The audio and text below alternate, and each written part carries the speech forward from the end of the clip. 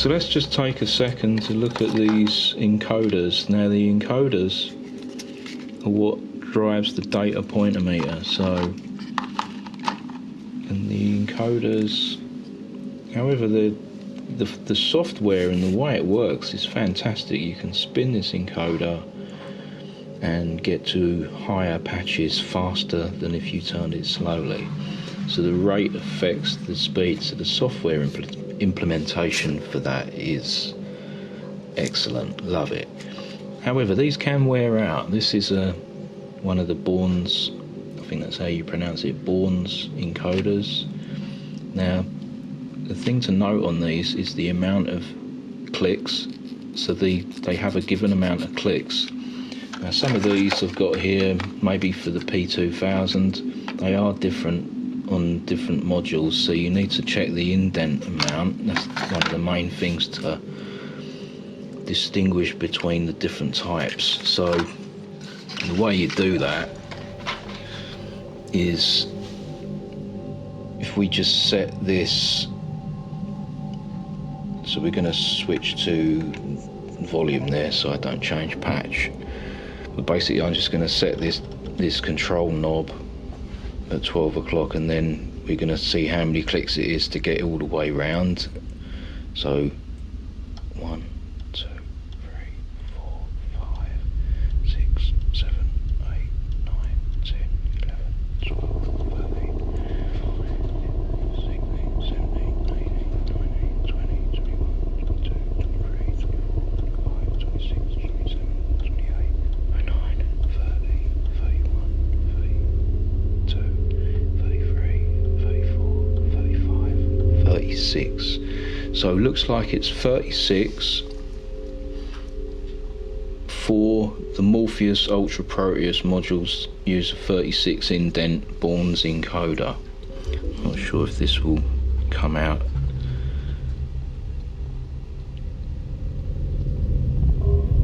In focus or not, because let's try it. Let's go near. Here we go.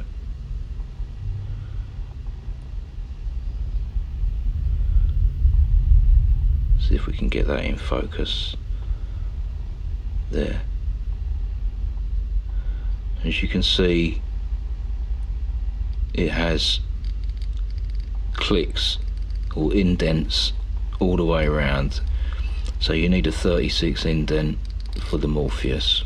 Ultra Proteus is the same, but the Proteus 2000 are different. They're a different kind of encoder, or it's the same manufacturer, but a different amount of indents.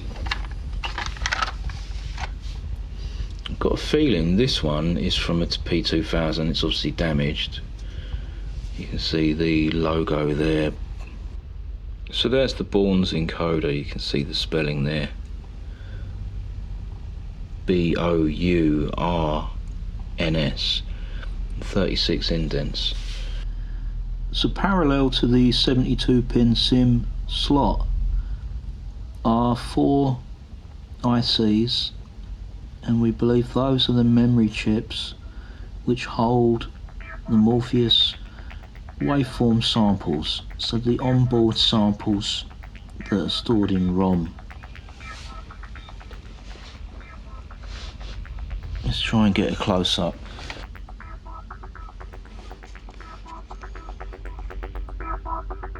So we're looking at the onboard chips. We believe these contain the waveforms for the internal ROM sounds, the ones on the main board.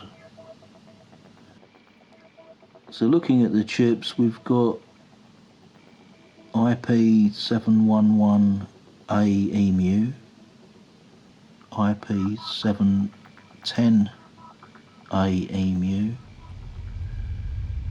IP709 and 708. So a little bit different each one. I'm not sure if there would be any information for those.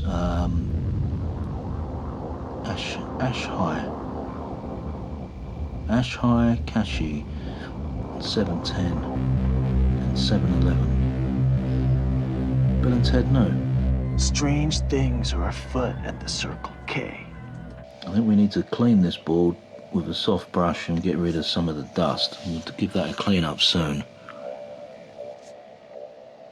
Got a feeling these main chips here, these 4 chips, IC 398, 398, they're all IC 398s, revision A. These 4 chips look identical on the main board. We might have to do some sleuthing to find out what these do. But maybe these are the actual chips that contain the E-mu hardware, as opposed to the software probably in these chips. However, we're not totally sure. There's also another main IC under here. It's possibly a controller of some kind. E-mu revision A, IC 404. Made by OK Japan, so 5045201. Maybe that's different in the Ultra Proteus, I'm not sure.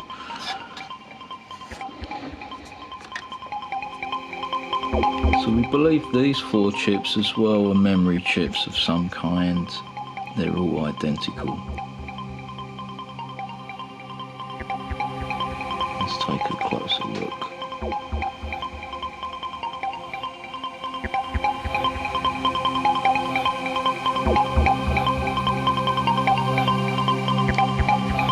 Have a look at the analog devices ADSP. So you can see inside on the effects board the analog devices, the ADSP 2115 KP66. Legendary. So you can see the rear outputs there correspond with the board marking.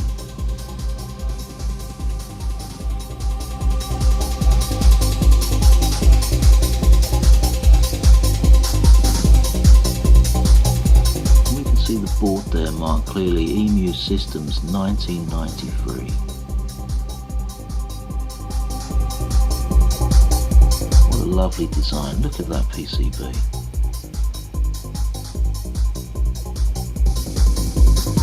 Certainly inspiration for the film Tron.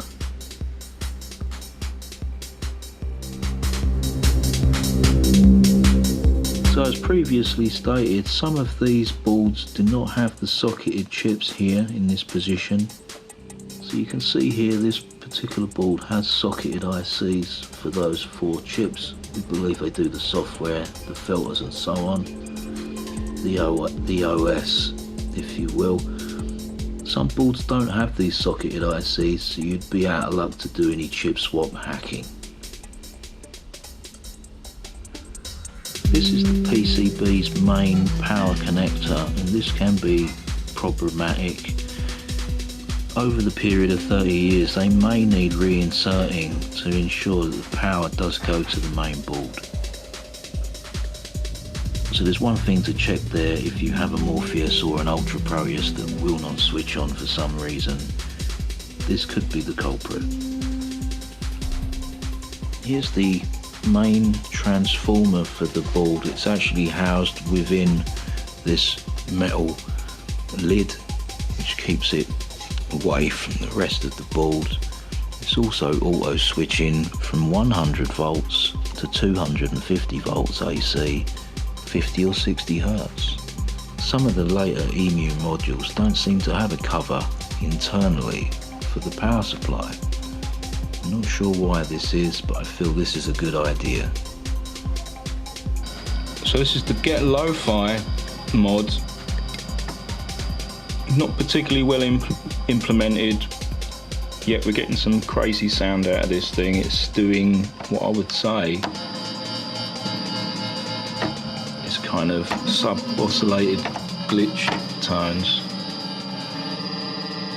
So if this is the kind of thing you're after, get Lo-Fi. The patch seems to change as well, so we can get different noises, however a little bit limited on the thing. But let's try this knob here. It's actually set up for the pitch mod, and you've got to be very delicate with it. Any sudden movements and the machine can crash. This might just be our implementation. There might be better ways of hooking it up. Let's see what happens. Let's choose this one and try an octave up.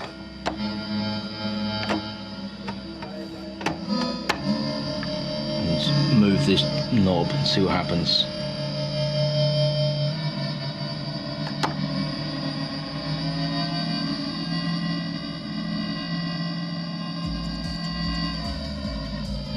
So it's definitely changing the pitch. It's like the sampling rate as well is really bottoming out like 1 kilohertz or something.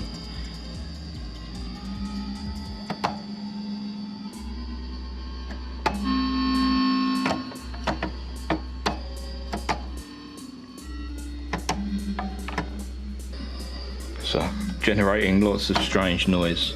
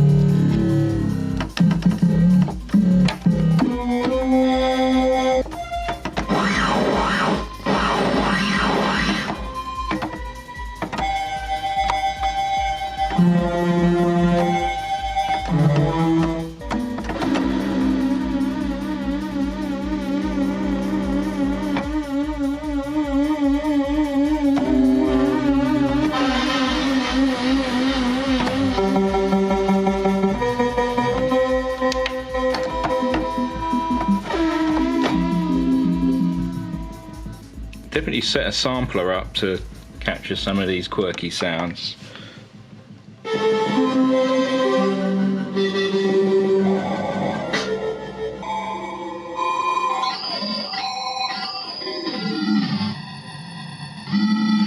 This is absolutely uncharted territory.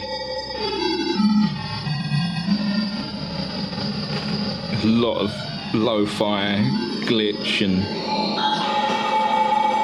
sampling rate, some sort of aliasing sound.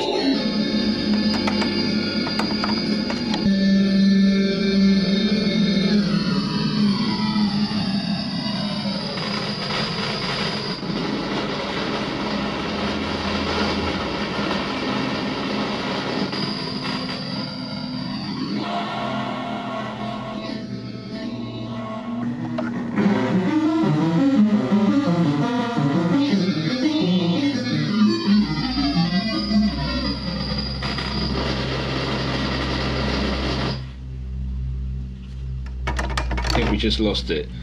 Anyway, let's reboot with it switched off.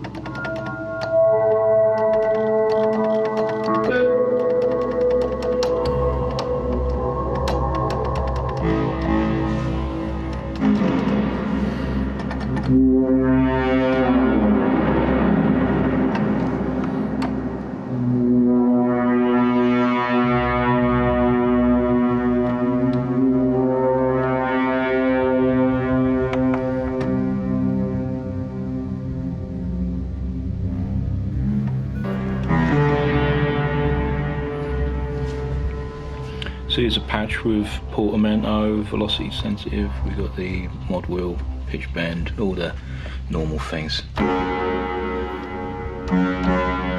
let's just test out the velocity.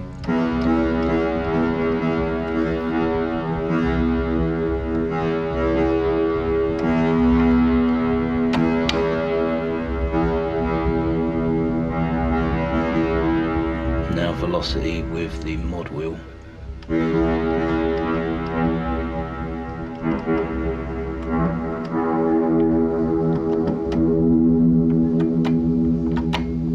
It's all the way up. So we hold that note now.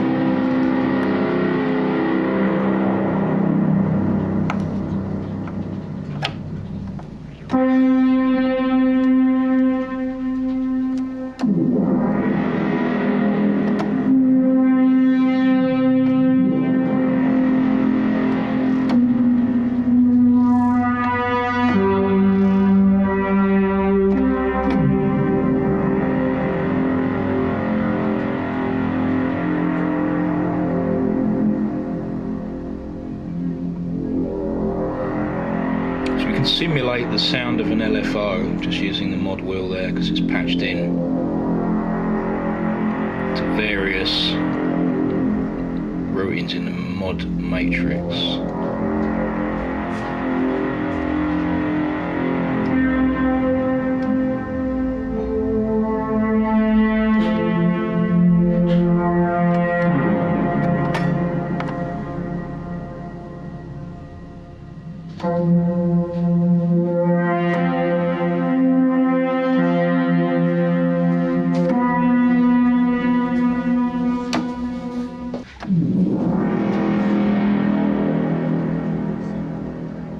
Incidentally, we're playing using the Chord Prophecy keyboard controller. It has a synthesizer built in too.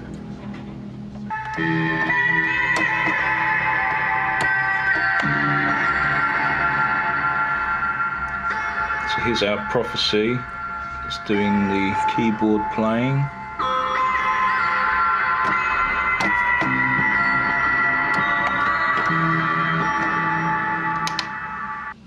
So we're going to explore a few modifications with the chip swap hack, and new in we have a Korg. So it's not an E-mu chip, this is a Korg from a Triton, another rack mount synth from that period, which uses 72 pin Sims single-sided module. We're going to see when we do the chip swap with, at the moment this Morpheus is a Morpheus, we're going to put the Ultra Proteus ICs inside so we can see if we're going to get sound from these. So we're going to try that. That's the Dance Expansion or Dance Extreme. And also we've gone ahead and purchased a memory upgrade, which is basically a style of chip, also 72 pin sim, which would have been used with something like a PC for different applications, but the difference is this is a flash memory SIM, so it's not a traditional SIM when you turn the computer off you lose your data. This is one you can flash and the data should stay within the chips there. We'll see what happens. I don't know what data is on this card. That adds a little bit more to the mystery, and I don't think the data is recorded in such a way whereas it matters. As long as there's some data on there, it doesn't make any difference. It's going to make some sounds, the waveforms acting as oscillators, so we're going to get some quirky sounds coming.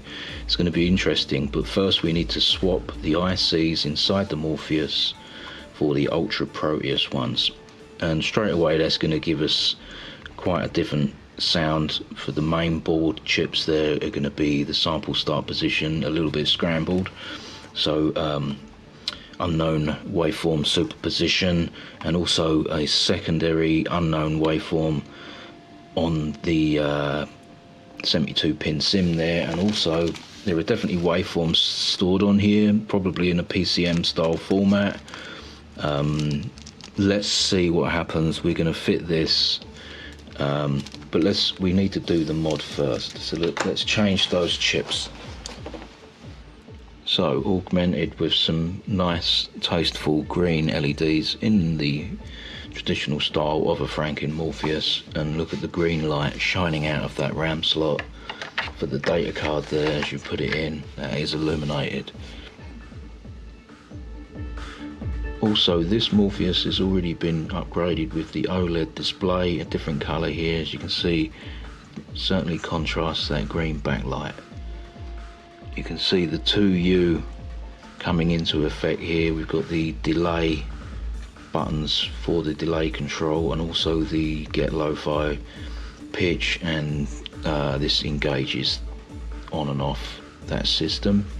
We've still got room over this side to add the additional controls, which are actually still on the DL4 line 6 delay. So those pot encoders will indeed end up on the front cover, and we'll have one for the controls there for the delay unit. Very hands-on. At the moment that board is loose, as you can see. I can actually unplug that and get it out of the way, and the power is drawn from a mini transformer which is fitted there just between the RAM slot and the power supply, leaching some power from the power supply 240 volt side, and that's actually a Nokia old school charger. They output around 6 volts. It's more than enough to drive the delay pedal here, so the power comes in, it's actually soldered in, and then there's a power connector. A little bit crude. You can do mods much more advanced than what we've come up with here. This is a temporary thing, but hopefully later in the year.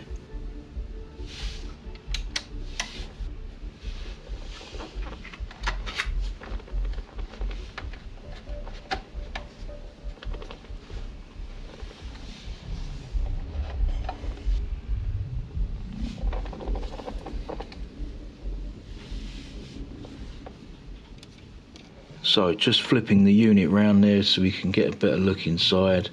Like so, we've got this a little bit temporary at the minute, but you can see this pedal board is a good choice because not only are the buttons easy to remove, you don't even need to remove the buttons. You can wire in parallel the buttons to go to the front unit. Those are all functional at the moment.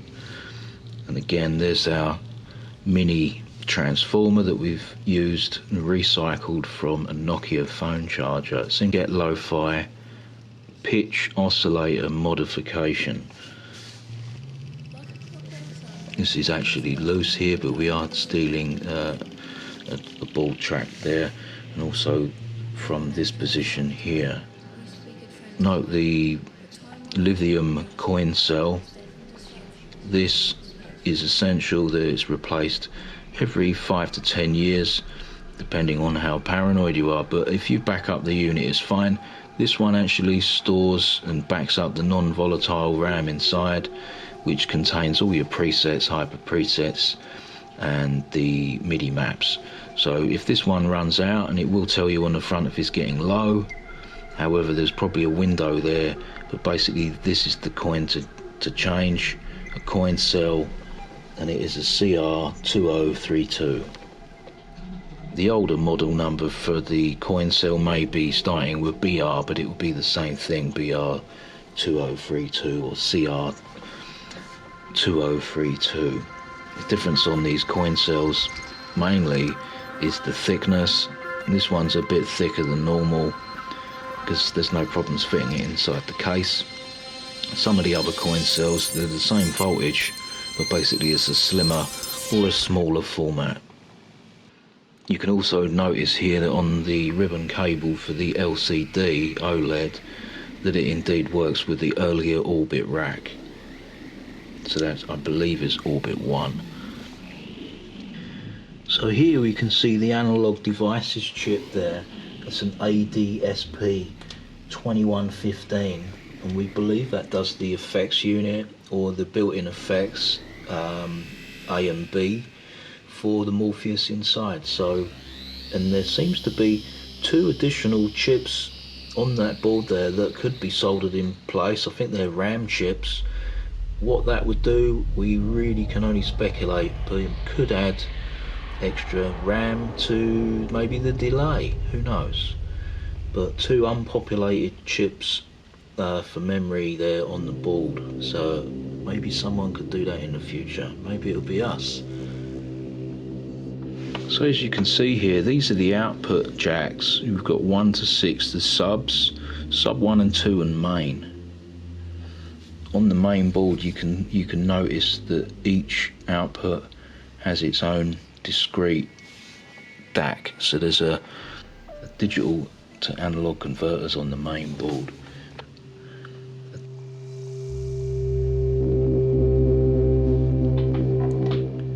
Incidentally, here's the line 6 delay pedal, and you can see there's actually a software update, EPROM.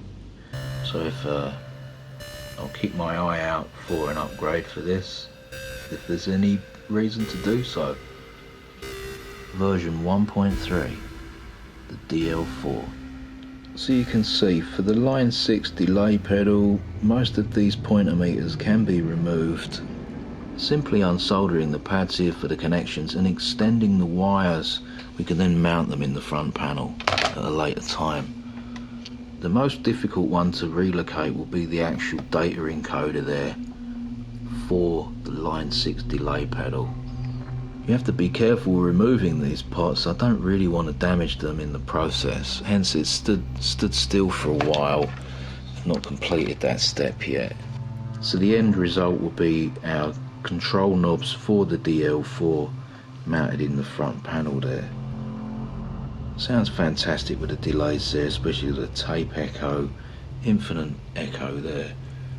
Let's get this patched in and do a little demo with the echo machine there. Here you can see the control ICs, the H chip doing the filters, the management of the programs there for the Z-plane filters. The G chip, we believe, does the sampling pitch shifting. However, there are 4 ICs here, and we believe all of them need to be swapped. So swapping these set of ICs here, the quad ICs, G chip, H chip, and possibly OS and one other, for the Ultra Proteus ones, will engage the 72-pin SIM slot here. At which point we can install this Korg dance extreme and see what happens.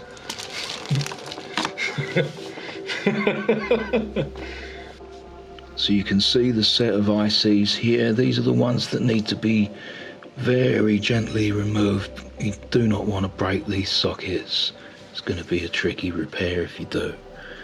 So let's take a snapshot of this with the camera just so we can check their orientation. We don't want to get these mixed up or forget which way round that they're fitted.